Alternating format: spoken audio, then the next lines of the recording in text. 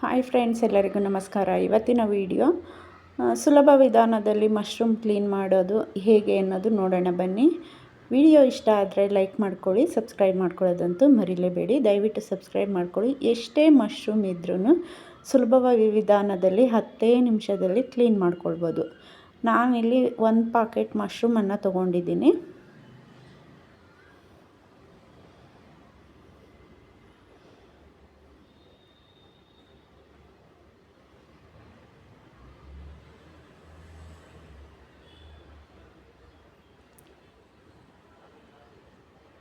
ಈಗ ಮಶ್ರೂಮನ್ನು ತೆಗೆದುಕೊಂಡು ಒಂದು ಬೌಲ್ಗೆ ಹಾಕ್ಕೊಳ್ಳೋಣ. ನೋಡಿ ಎಷ್ಟು ಗಲೀಜಿದೆ ಮಶ್ರೂಮು. ಈಗ ಈ ಮಶ್ರೂಮನ್ನು ಒಂದು ಬೌಲ್ಗೆ ಹಾಕ್ಕೊಂಡು ಕ್ಲೀನ್ ಮಾಡ್ಕೊಳ್ಳೋಣ ಬನ್ನಿ. ಈಗ ಇದಕ್ಕೆ ಸ್ವಲ್ಪ ನೀರನ್ನು ಸೇರಿಸ್ಕೊಳ್ಳೋಣ. ನೋಡಿ ಮಶ್ರೂಮು ಇಷ್ಟಿದೆ, ಒಂದು ಬೌಲ್ಗೆ ಹಾಕ್ಕೊಂಡಿದ್ದೀನಲ್ವ. ಇದಕ್ಕೆ ಒಂದು ಸ್ವಲ್ಪ ಉಪ್ಪು, ನೀವು ಕಲ್ಲುಪ್ಪು ಬೇಕಾದರೂ ಹಾಕ್ಕೊಳ್ಬೋದು, ಪುಡಿ ಉಪ್ಪಾದರೆ ಬೇಗ ಕರಗುತ್ತೆ ಅಂತ ನಾನು ಹಾಕ್ಕೊಂಡಿದ್ದೀನಿ. ಸ್ವಲ್ಪ ಅರಿಶಿನ, ಇದಿಷ್ಟನ್ನು ಹಾಕ್ಕೊಂಬಿಟ್ಟು ಮಶ್ರೂಮ್ ಮುಳುಗೋಷ್ಟು ನೀರನ್ನು ಸೇರಿಸ್ಕೊಳ್ಳೋಣ.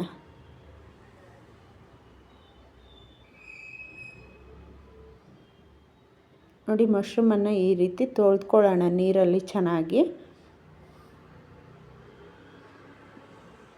ಎಷ್ಟು ಗಲೀಜಿದೆ ನೋಡ್ತಾ ಇರ್ಬೋದು. ಹೀಗೆ ಇದನ್ನು ಯಾವ ರೀತಿ ಕ್ಲೀನ್ ಮಾಡೋದು ಅನ್ನೋದು ನೋಡೋಣ.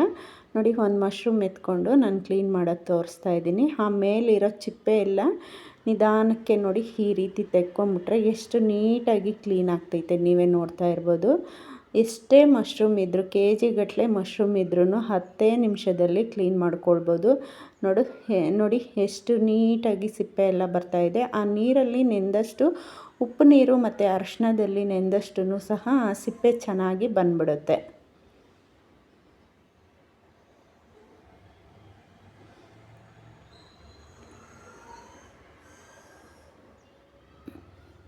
ನೋಡಿ ಈ ರೀತಿ ರೌಂಡಾಗಿ ಮೇಲೆ ಇರೋ ಏನಿದೆ ಚರ್ಮದ ಥರ ಬರುತ್ತೆ. ಈ ರೀತಿ ಎಳಿತಾ ಇದ್ದರೆ ತುಂಬ ಅಂದರೆ ತುಂಬ ಚೆನ್ನಾಗಿ ಕ್ಲೀನ್ ಆಗುತ್ತೆ. ನೀವು ಇದೇ ರೀತಿ ಯಾವಾಗಲಾದರೂ ನಿಮ್ಮ ಮನೆಯಲ್ಲಿ ಮಶ್ರೂಮ್ ತಂದರೆ ಕ್ಲೀನ್ ಮಾಡ್ಕೊಳ್ಬೋದು.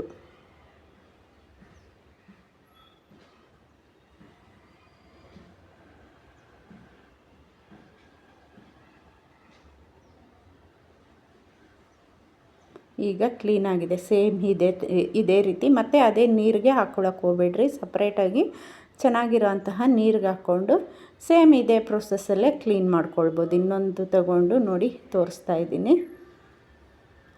ಸಣ್ಣ ಮಶ್ರೂಮ್ ಆಗಿರ್ಬೋದು, ದಪ್ಪ ಮಶ್ರೂಮ್ ಆಗಿರ್ಬೋದು, ಇದೇ ಪ್ರೊಸೆಸ್ಸಲ್ಲೇ ಮಾಡ್ಕೊಳ್ಳಿ. ಕೆಲವರು ಸಣ್ಣ ಮಶ್ರೂಮಲ್ಲಿ ಆಮೇಲೆ ಇರೋ ಚರ್ಮ ಬರೋದಿಲ್ಲ ಅಂತಾರೆ. ನೀಟಾಗಿ ಬಂದ್ಬಿಡುತ್ತೆ. ನಿಧಾನಕ್ಕೆ ಸ್ವಲ್ಪ ನೋಡಿ ಈ ರೀತಿ ಪಟ ಪಟ ಅಂತ ಹಿಂಗೆ ಎಳಿಬೋದು. ಎಷ್ಟು ಚೆನ್ನಾಗಿ ಈವನ್ ಮಕ್ಕಳು ಕೂಡ ಕ್ಲೀನ್ ಮಾಡಿಬಿಡ್ತಾರೆ.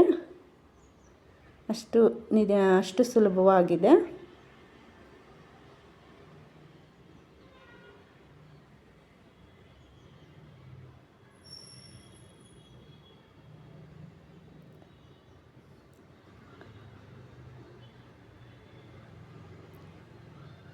ಈಗ ಎಲ್ಲ ಕ್ಲೀನಾಗಿರೋಂತಹ ಮಶ್ರೂಮನ್ನು ಒಂದು ಚೆನ್ನಾಗಿರೋ ನೀರಿಗೆ ಬೌಲ್ಗೆ ಹಾಕ್ಕೊಂಡು ನೋಡಿ ಎಲ್ಲ ನೀಟಾಗಿ ಕ್ಲೀನಾಗಿದೆ. ಎಷ್ಟು ಗಲೀಜು ಇರ್ಬೋದು ತೋರಿಸ್ತಾ ಇದ್ದೀನಿ ನೋಡಿ ಎಷ್ಟು ಗಲೀಜಿದೆ.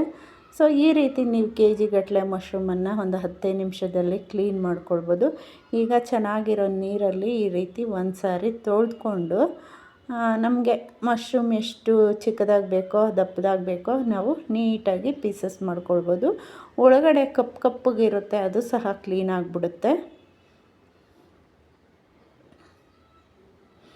ನಾವು ಅರಿಶಿನ ಉಪ್ಪು ಹಾಕಿ ನೆನೆಸಿಡೋದ್ರಿಂದ ಆ ಮಶ್ರೂಮ್ ಒಳಗಡೆ ಕಪ್ಪಗೆ ಇರುತ್ತೆ, ಅದು ಕೂಡ ನೀಟಾಗಿ ಬಂದ್ಬಿಡುತ್ತೆ.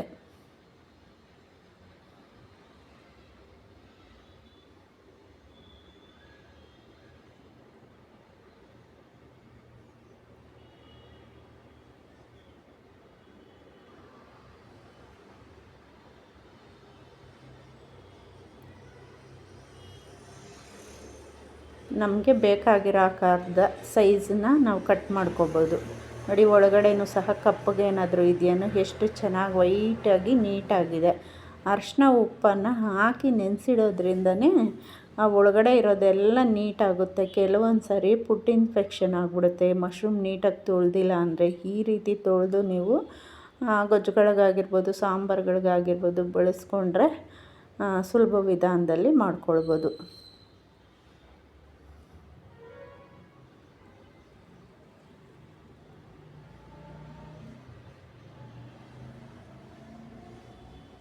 ನೋಡಿದ್ರಲ್ಲ ಎಷ್ಟು ಚೆನ್ನಾಗಿ ಕ್ಲೀನಾಗಿದೆ. ಸೊ ಓಕೆ ಫ್ರೆಂಡ್ಸ್, ಧನ್ಯವಾದ. ಮತ್ತೆ ಒಂದು ಒಳ್ಳೆಯ ವಿಡಿಯೋದೊಂದಿಗೆ ಸಿಗ್ತೀನಿ.